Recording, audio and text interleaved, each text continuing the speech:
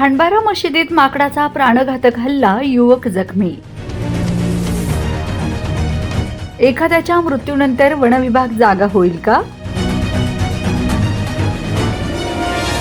खांडबारा येथील मशीद परिसरात एका माकडाने एका व्यक्तीवर भीषण आणि प्राणघातक हल्ला केल्याची धक्कादायक घटना घडली आहे.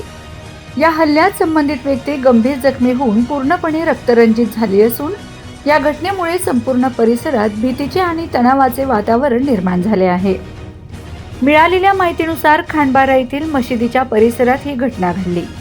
अचानक आलेल्या एका माकडाने तेथे उपस्थित असलेल्या व्यक्तीवर हल्ला चढवला.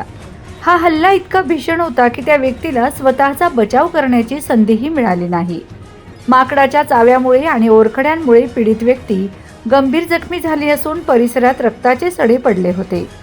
जखमीला तातडीने स्थानिक रुग्णालयात उपचारासाठी दाखल करण्यात आले आहे. या माकडाने मागील महिन्याभरापासून खांडबारा गावात उच्छाद मांडला आहे, तरी वन विभागाला या माकडाला पकडण्यात यश येत नाही.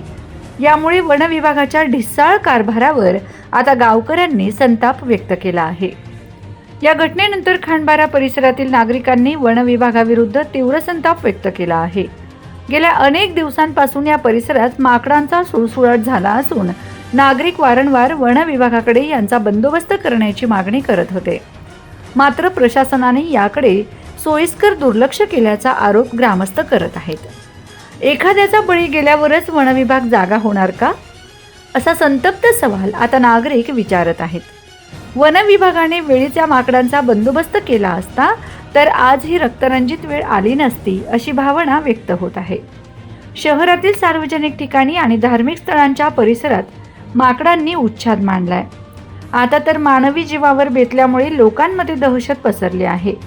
वन विभागाने आता तरी कुंभकर्णी झोपेतून जागे होऊन या हिंसक माकडांचा तातडीने बंदोबस्त करावा आणि त्यांना जेरबंद करून नैसर्गिक अधिवासात सोडावे, अशी मागणी जोर धरत आहे. Bureau report, Navapur express news, Navapur.